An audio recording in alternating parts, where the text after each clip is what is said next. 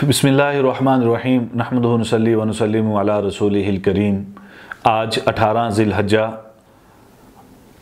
मज़लूम Medina हज़रत ज़ुन्नुरैन उस्मान गनी रज़ी अल्लाह तआला अन्हु की शहादत का दिन है। हज़रत उस्मान रज़ी अल्लाह तआला अन्हु का ज़माना भी फतूहात का ज़माना कहलाता है। हज़रत उमर रज़ी अल्लाह तआला अन्हु के ज़माना खिलाफत में इस्लाम 22 लाख मुरब्बा मील तक तकरीबन पहुंच चुका था। बिल्कुल इसी तरह हज़रत उस्मान के ज़माना खिलाफत में इस्लाम 22 लाख मुरब्बा मील तक पहुंच चुका था।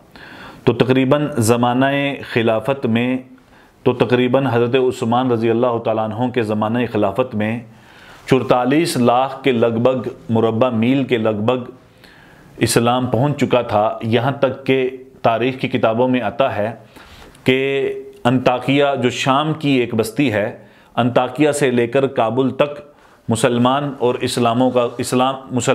इस्लाम का गलबा था।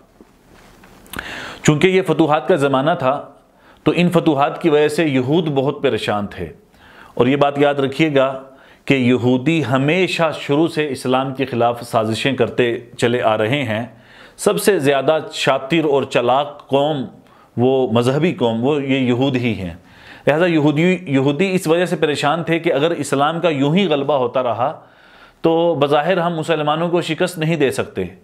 लिहाजा उन्होंने अब्दुल्ला इब्न सबा जो बड़ा पक्का यहूदी था उसको इस मिशन के लिए तैयार किया, जो सहाबा के दौर में यानी हज़रत उस्मान रज़ी अल्लाह तआला के दौर में ही उन्होंने इस्लाम के ख़िलाफ़ साजिशें करना शुरू कर दी।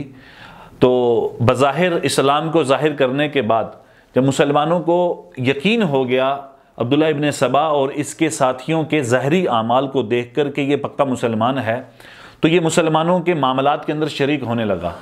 यहाँ तक कि खिलाफत के मामलात में भी ये शरीक हुआ और मुशावरत के अंदर भी ये शरीक होने लगा। अब्दुल्ला इब्न सबा ये वही इंसान है जिसने ख़वारिज और रवाफिज़ की बुनियाद रखी थी। यानी आप अंदाज़ा लगाएं, ख़वारिज की बुनियाद भी रखने वाला अब्दुल्ला इब्न सबा है और इधर रवाफिज़ की बुनियाद रखने वाला भी अब्दुल्ला इब्न सबा है। इसलिए सबसे पहले इसने मुसलमानों के बीच में ये फितना उठाने की कोशिश की थी कि खिलाफत के हक़दार सबसे पहले हज़रत मौला अली करमल्लाहु वजहू हैं।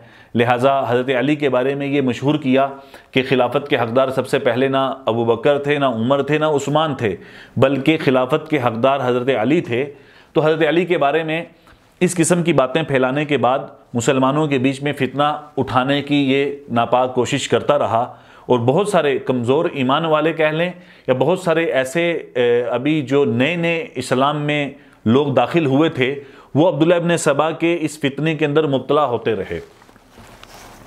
लिहाजा एक गिरोह तैयार हुआ जो हज़रत उस्मान के ख़िलाफ़ बगावत करने के लिए तैयार बैठा था, जिसका मरकज़ उस वक़्त मिस्र था और इराक़ से होते हुए इन्होंने मदीना मनव्वरा के ऊपर हमला करने की कोशिश की। और ये वो ज़माना था कि जब हज़रत उस्मान के दौर में मुसलमान किबार सहाबा, बहुत बड़े बड़े नामवर सहाबा उस वक़्त हज के लिए मक्का मुकर्रमा तशरीफ़ ले गए थे। पीछे मदीना मनव्वरा के अंदर ये इनकी आमद का सिलसिला शुरू हुआ। लिहाजा इस गिरोह का नाम तारीख़ की किताबों में बलवाई आता है, बलवाई फ़िरका, बलवाई गिरोह। तो इन बलवाइयों में से एक बलवाई जुमे के रोज़ हज़रत उस्मान रज़ी अल्लाह तआला अन्हु जब जुमे का खुतबा इरशाद फरमाने लगे तो ये खड़ा हुआ और आकर हज़रत उस्मान को खुतबा देने से रोक दिया और एक ऐसी नाजेबा हरकत की कि जिसका मुसलमान तसव्वुर भी नहीं कर सकता था कि तमाम भरे मजमे के अंदर, और ये ताज्जुब की बात नहीं है इसलिए कि उस मजमे के अंदर सिर्फ मुसलमान नहीं थे बल्कि कसीर तादाद के अंदर बलवाई और ये बागी लोग मौजूद थे। इसने उस आसा को पकड़कर, जिस आसा को हज़रत उस्मान पकड़कर खुतबा इरशाद फरमा रहे थे, और यही वो आसा है कि जिसको पकड़कर रसूलुल्लाह सल्लल्लाहु अलैहि वसल्लम इसी मिंबर रसूल के ऊपर खड़े होकर खुतबा इरशाद फरमाते थे। बाद में ये आसा हज़रत अबू बकर सिद्दीक़ रज़ी अल्लाह तआला अन्हु के पास आया, उनके बाद हज़रत उमर रज़ी अल्लाह तआला अन्हु के पास आया। अब हज़रत उस्मान रज़ी अल्लाह तआला अन्हु के हाथ में था, इसने उस आसा को पकड़कर उस आसा के अपने हाथों से 2 टुकड़े कर दिए और सारे मजमे के सामने उस आसाए रसूल को तोड़ दिया। बड़ी नाजेबा हरकत की और हज़रत उस्मान के गिरबान में हाथ डालकर बात नौबत जो थी वो झगड़े तक आ चुकी थी। हज़रत उस्मान चुप कराते रहे, समझाते रहे कि ये मकाम खामोश रहने का मकाम है, यहाँ ऊंची आवाज़ में बात करना भी ममनू है और आज तुम यहाँ मस्जिद नबवी के अंदर जहाँ करीब ही रोज़ा रसूल है, हज़रत अबू बकर और हज़रत उमर आराम फरमा रहे हैं, तुमने यहाँ पर एक शोर शराबा जो बर्पा किया हुआ है, लिहाजा इस शोर को ख़त्म करने की कोशिश करते रहे मगर ये झगड़े तक पहुँच चुके थे। लिहाजा चंद मुखलिस मुसलमानों ने हज़रत उस्मान रज़ी अल्लाह तआला अन्हु को वहाँ से बाहर निकाल कर उनकी रिहाइशगाह की तरफ मुंतकिल कर दिया। जैसे ही वो अपनी रिहाइशगाह में गए तो इस मौका पर तकरीबन 800-900 के करीब बलवाइयों ने हज़रत उस्मान की हवेली का जहाँ रिहाइश पजीर थे हिसार कर लिया और ऐसा मजबूत हिसार किया कि किसी भी बंदे का आना जाना बड़ी मुश्किल हो चुका था। लिहाजा पानी बंद, खाना बंद। हमारी पंजाबी ज़ुबान में कहा जाता है कि इसका हुक्का पानी बंद कर दो। किसी गांव के अंदर अगर किसी के साथ कोई मुखालफत हो जाए तो चौधरियों की तरफ से, गांव के वडेरों की तरफ से अगर ये ऐलान हो जाए कि भी इस बंदे के साथ, या एक फैमिली सिस्टम के अंदर, ख़ानदानों के अंदर ये बात चलती है कि इस बंदे के साथ जो है वो हुक्का पानी बंद कर दिया जाए। तो हज़रत उस्मान रज़ी अल्लाह तआला अन्हु का खाना पीना और बाहर के मामलात की ज़िंदगी बिल्कुल ख़त्म कर दी। हज़रत उस्मान को वहाँ महसूर करके रख दिया। रिवायात में आता है 40 रोज़ तक इन सख्त दिल लोगों ने हज़रत उस्मान रज़ी अल्लाह तआला अन्हु का पानी बंद रखा। हज़रत उस्मान पानी के बगैर गुजारा करते रहे। जब भूख लगती, जब भी प्यास लगती, हज़रत उस्मान के ये 40 रोज़ तिलावत कुरान पाक में रहे। हज़रत उस्मान बहुत परेशान थे। लेकिन हज़रत उस्मान रज़ी अल्लाह तआला अन्हु के साथ इस दौरान, यानी इस हिसार के दौरान, हज़रत अली, हज़रत तलहा बिन ज़ुबैर, हज़रत अब्दुल्लाह बिन ज़ुबैर, हज़रत अबू हुरैरा और इनके साथ दूसरे सहाबा मुलाकात के लिए जब बड़ी खुफिया तरीके से जब मुलाकात के लिए इनके पास तशरीफ़ ले गए तो हज़रत अली का मुतालबा ये था कि ये 800-900 के करीब हैं, असले के साथ हैं, लेकिन हम अगर इनका मुकाबला करें तो इतनी बड़ी बात नहीं है, हम इनका मुकाबला कर सकते हैं। लेकिन उस वक़्त चूँकि कसीर तादाद एक मक्का मुकर्रमा हज के लिए तशरीफ़ ले गई थी सहाबा की, लेकिन हज़रत उस्मान रज़ी अल्लाह तआला अन्हु इसी बात पर बज़िद रहे कि मैं मदीनतुर रसूल के अंदर खून खराबा नहीं चाहता, मैं इस मदीना शहर के अंदर खून रेज़ी नहीं चाहता, मेरी वजह से किसी का खून बहे, मैं ये हरगिज़ नहीं चाहता। अबू हुरैरा को भी यही जवाब दिया, हज़रत अली को भी यही जवाब दिया कि मैं खून खराबा नहीं चाहता, कि मैं अमन पसंद हूँ। हज़रत उस्मान की कोशिश यही रही कि शायद ये बाज़ आ जाएं और ये पीछे हट जाएं। लिहाजा बाज़ लोगों की तरफ से कुछ ऑप्शन भी मिले हज़रत उस्मान को कि हम हिसार को तोड़ के आपको या तो मक्का मुकरमा ले जाते हैं कि वो अमन की जगह है, यानी ऐसा अमन की जगह है कि वहाँ तो एहराम की हालत में आदमी सर पे रेंगने वाली जूं को नहीं मार सकता, वहाँ शिकार नहीं कर सकता, वहाँ अपना नाखून और बाल नहीं काट सकता। लेकिन हज़रत उस्मान रज़ी अल्लाह तआला फरमाने लगे कि मुझे इनके ऊपर यकीन नहीं है कि ये उस हरम के एहतराम की पासदारी करेंगे, ऐन मुमकिन है कि वहाँ पर भी मेरे साथ ये खून खराबा करें, लिहाजा मैं वहाँ नहीं जाऊँगा। किसी ने ऑप्शन दिया कि शाम की तरफ निकल पड़ते हैं कि वहाँ हज़रत अमीर माविया रज़ी अल्लाह तआला अन्हु वहाँ हज़रत अमीर माविया रज़ी अल्लाह तआला अन्हु मौजूद हैं। तो हज़रत उस्मान ने वहाँ से निकलने और जाने से इनकार कर दिया। लिहाजा इस दौरान जब पानी बंद था हज़रत उस्मान रज़ी अल्लाह तआला अन्हु का, हज़रत अली रज़ी अल्लाह तआला अन्हु पानी का मिशकीज़ा भर के लाए कि मैं पानी तो उन तक पहुँचा दूँ। हज़रत अली रज़ी अल्लाह तआला अन्हु पानी का मिशकीज़ा भर के हज़रत उस्मान तक पहुँचाने की कोशिश करते रहे कि जब करीब पहुँचे तो इन बलवाइयों की जब नज़र पड़ी तो इन्होंने तीर बरसाए, जिससे वो मिशकीज़ा जो था वो फट गया।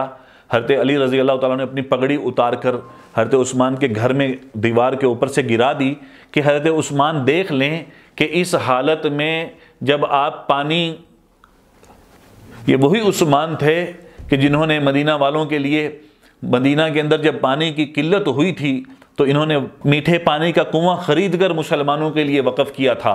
आज यही बागी जो हज़रत उस्मान के ख़िलाफ़ बगावत लेकर खड़े हुए थे और बलवाई गिरोह जो आज उस्मान के ख़िलाफ़ खड़ा हुआ है, आज यही उन्हीं हज़रत उस्मान को पानी देने से रोक रहे हैं कि जिनके लिए हज़रत उस्मान ने पानी के कुएं तक वक़फ़ किए थे। तो खैर हज़रत अली ने अपनी पगड़ी जब गिराई सिर्फ इसलिए कि हज़रत उस्मान देख सकें कि मैं इस हालत में कोशिश की कि पानी आप तक पहुंचाऊं, लेकिन इन्होंने मुझे पानी पहुंचाने से रोक दिया। तो जब ये हिसार अभी बाकी था, हज़रत उस्मान रज़ी अल्लाह तआला अन्हु छत पे चढ़े। अपनी छत पे चढ़ने के बाद तमाम बलवाइयों को अपने करीब किया और एक खुतबा इरशाद फरमाया और अल्लाह की कसम देकर उनसे पूछा कि मैं तुम्हें अल्लाह की कसम देता हूँ, मुझे सच बताना कि जब मस्जिद नबवी में मुसलमान हिजरत करके तशरीफ़ लाए थे, जब मदीना में मुसलमान हिजरत करके तशरीफ़ लाए थे, उस वक़्त कि जब रसूलुल्लाह सल्लल्लाहु अलैहि वसल्लम मुसलमानों के साथ मदीना के अंदर हिजरत करके तशरीफ़ लाए, मस्जिद नबवी की जगह तंग थी, किसने जगह ख़रीद कर मस्जिद नबवी को वसी किया था? तो तमाम बलवाइयों ने कहा कि बेशक आपने किया था। दूसरा सवाल किया और फिर फरमाने लगे कि आज मुझे इसी मस्जिद के अंदर नमाज पढ़ने से और जुमा पढ़ने से रोका जा रहा है कि जिसकी जगह ख़रीद कर मैंने मुसलमानों के लिए वक़फ़ की थी, मैंने मस्जिद नबवी के लिए वक़फ़ की थी। फिर दूसरा सवाल किया कि मदीना के अंदर पानी की किल्लत थी, किसने बीरे माऊना, किसने एक कुआं खरीद कर, मीठे पानी का कुआं खरीद कर मुसलमानों के लिए वक़फ़ किया था? तो कहने लगे कि बेशक आपने ही किया था। आज उसी उस्मान का पानी बंद कर दिया गया है। तीसरा सवाल कि ग़ज़वा तबूक के मौका पर 900 ऊँट, 100 घोड़े और 5 किलो सोना किसने मुसलमानों के लिए वक़फ़ किया था? तो वो तमाम कहने लगे कि बेशक आपने किया था। इसके बाद कहा कि इस्लाम में सिर्फ 3 आदमियों का कत्ल जायज़ है। पहला वो जो किसी को नाहक कत्ल करे। मैंने पूरी ज़िंदगी में किसी को नाहक थप्पड़ नहीं मारा, चे जाए कि मैं किसी का नाहक कत्ल करूं, मेरा कत्ल क्यों कर जायज़ हो रहा है। दूसरा वो आदमी कि जिसका कत्ल जायज़ है, शादीशुदा आदमी जो शादी के बाद अगर वो किसी के साथ जिना कर ले तो इसको संसार किया जाएगा, इसको रजम किया जाएगा। मैंने जिना तो बहुत दूर की बात है, कभी किसी गैर महरम की तरफ निगाहें उठाकर नहीं देखा, कभी मैंने किसी गैर महरम की तरफ निगाह उठाकर नहीं देखा। और तीसरा जो इस्लाम से फिर जाए यानी मुर्तद हो जाए। मैं आज भी गवाही देता हूँ कि अशहदु अल्ला इलाहा इल्लल्लाह व अशहदु अन्ना मुहम्मदुर रसूलुल्लाह। फिर मैं जब मुसलमान हूँ, जब मेरे अंदर ये तीनों चीज़ों में से कोई चीज़ नहीं है, मुझे क्यों कर कत्ल किया जा रहा है? लिहाजा जब ये खुतबा कहा तो फिर वो बराबर इस खुतबा के बाद बलवाई और वो बागी बराबर यही मुतालबा करते रहे कि ए उस्मान, या खिलाफत छोड़ दे, या तो तू खिलाफत छोड़ दे, या फिर हम तुझे जान से मारेंगे। लेकिन हज़रत उस्मान खिलाफत को छोड़ने वाले नहीं थे, इसलिए कि रसूलुल्लाह सल्लल्लाहु अलैहि वसल्लम ने हज़रत उस्मान को ये फरमाया था कि इन अल्लाह मुक़स्सिमु का कमीसन फ़ला तख़लअहु, कि अल्लाह तुम्हें खिलाफत की एक ऐसी कमीज़ पहनाएगा, एक ऐसा कुर्ता पहनाएगा कि जब तू वो पहन ले तो उसको मत उतारना। लिहाजा मैं इस खिलाफत की कमीज़ को खुद नहीं उतारूँगा, खा मेरी जान ही क्यों ना चली जाए। एक बलवाई दीवार फलांकर हज़रत उस्मान के पीछे, जब हज़रत उस्मान तिलावत कर रहे थे, 40 रोज़ मुकम्मल हो चुके थे, वो जैसे ही दीवार फैलाकर उनकी छत पर सवार होता है, पीछे दूसरे बलवाई आना शुरू होते हैं। उसने एक लोहे की लाट के साथ हज़रत उस्मान के सर के ऊपर हमला किया। उस वक़्त हज़रत उस्मान रज़ी अल्लाह तआला अन्हु तिलावत कुरान पाक और कुरान की इस आयत की तिलावत कर रहे थे कि फसयख्फ़ीकहुमुल्लाहु व हुवस समीउल अलीम, कि उसकी लोहे की लाट जब हज़रत उस्मान की सर पर लगी तो खून के फवारे छूटने लगे और खून कुरान के औराक के ऊपर जा गिरा। हज़रत उस्मान जो जामिउल कुरान थे, कुरान को जमा करने वाले, एक किरात के ऊपर हज़रत उस्मान ने कुरान को जमा किया और एक किरात पर जमा करने के बाद कुरान की हिफाजत, अल्लाह ने इतना बड़ा काम लिया कि कुरान को महफूज और कुरान की हिफाजत की। और आज उसी कुरान के औराक के ऊपर हज़रत उस्मान मज़लूम मदीना की शहादत का खून, हज़रत उस्मान मज़लूम मदीना के जिस्म का खून आज उसी कुरान के औराक के ऊपर गिर रहा है, उसी कुरान के औराक पर पड़ रहा है। लिहाजा फिर दूसरा बदबख्त आया, उसने आकर दूसरा हमला किया तो हज़रत नाइला जो हज़रत उस्मान की बीवी हैं, हज़रत उस्मान रज़ी अल्लाह तआला अन्हु की बीवी हज़रत उस्मान, और असर के वक़्त हज़रत उस्मान ने अपनी बीवी को बुलाया था उसी दिन और कहने लगे कि मुझे पाजामा ला कर दो। ज़िंदगी में पहली मर्तबा पाजामा पहनने लगे थे कि बलवाई कहीं मेरे ऊपर हमला ना कर दें और मेरा सतर ना खुल जाए उनके सामने। हया का दामन, ऐसी हया थी हज़रत उस्मान में कि कभी पूरी ज़िंदगी में हज़रत उस्मान के जिस्म पर कभी किसी की निगाह नहीं पड़ी थी, हज़रत उस्मान के सतर पर कभी किसी की निगाह नहीं पड़ी थी। ऐसी हया अल्लाह ने अता की हुई थी। लिहाजा अपनी बीवी से कहने लगे कि मेरे जाने का वक्त आ चुका है कि मैंने आज ख्वाब देखा है कि ख्वाब में रसूलुल्लाह सल्लल्लाहु ताला अलैहि वसल्लम और हज़रत अबू बकर और उमर, ये तीनों हज़रात, ये मुझे हज़रत उस्मान का उस दिन रोज़ा था कि मुझे कह रहे हैं कि उस्मान जल्दी आओ, आज अफ्तारी मिलकर करेंगे, कि आज अफ्तारी जो है वो जन्नत में मिलकर करेंगे, लिहाजा आज लगता है मुझे शहीद कर दिया जाएगा। तो अभी ये बातें कर रहे थे, पाजामा मंगवा कर पहना और छत पर बैठकर तिलावत कर रहे थे कि ये पीछे बदबख्त आया और उसने आकर पीछे से हमला किया, लोहे की लाठ सर पे मारी और खून निकला।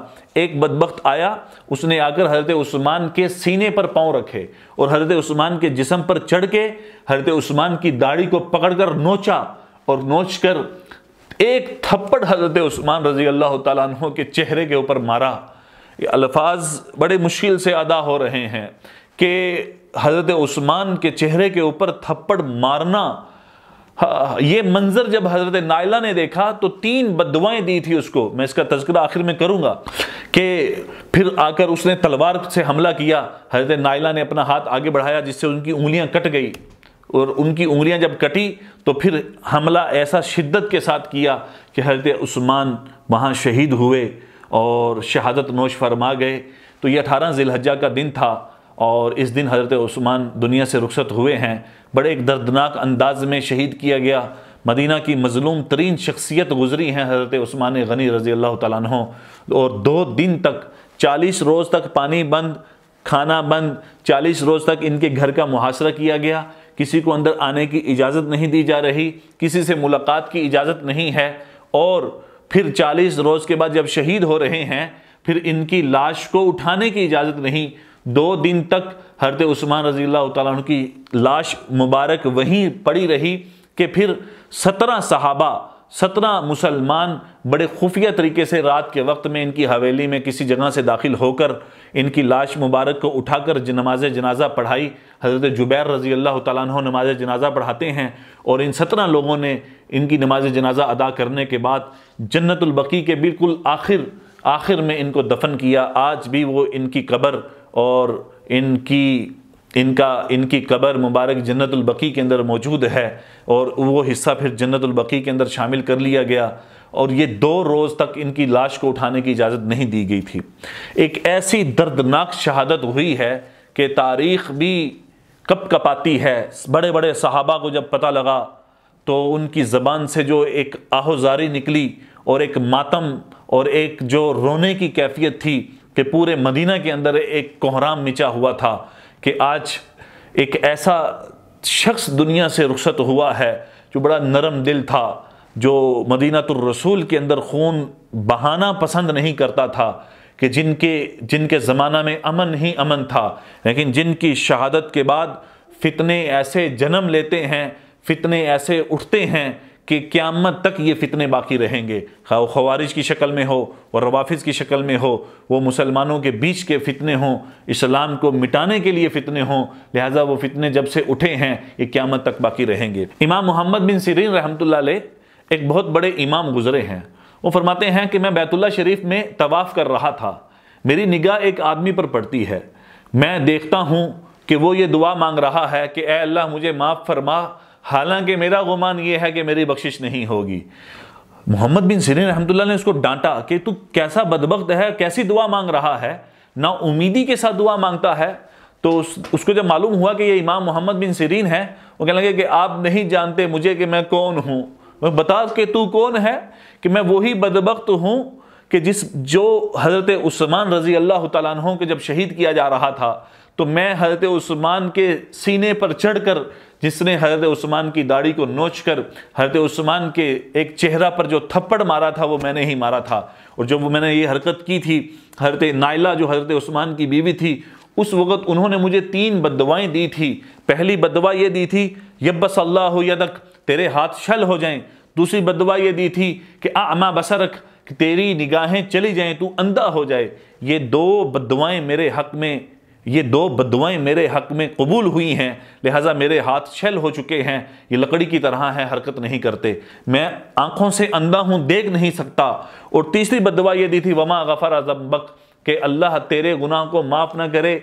इस बद्दुआ की वजह से मैं ये दुआ इस तरह मांगता हूँ कि आज मुझे शर्मिंदगी है, एहसास है कि मैंने कितना बड़ा जुल्म किया था, लिहाजा मैं दुआ ये मांगता हूँ कि अल्लाह मुझे माफ़ फरमा, हालांकि मुझे उम्मीद नहीं है कि मेरी बख्शिश होगी।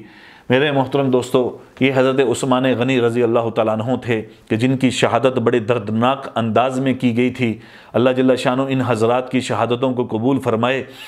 तो ये शहीद मदीना, मज़लूम मदीना थे। हाँ, किसी की शहादत की गवाही करबला का मैदान देगा, और किसी की शहादत की गवाही ओहद और बदर देगा, और किसी की शहादत की गवाही हज़रत उमर जो मेहराब के अंदर शहीद हो रहे हैं वो मेहराब नबी देगा। ये वाहिद शख्सियत हैं हज़रत उस्मान गनी रज़ी अल्लाह तआला अन्हु, जिनकी शहादत की गवाही अल्लाह का कुरान देगा कि जिनके खून के कतरे फसयक्फ़ीकहुमुल्लाहु वहुवस समीउल अलीम इस आयत के ऊपर गिरे थे, और कुरान के औराक के ऊपर जिनके खून के कतरे गिरे थे। लिहाजा ये वो शख्सियत हैं कि जिनकी शहादत की गवाही अल्लाह का कुरान कल क़यामत के दिन देगा।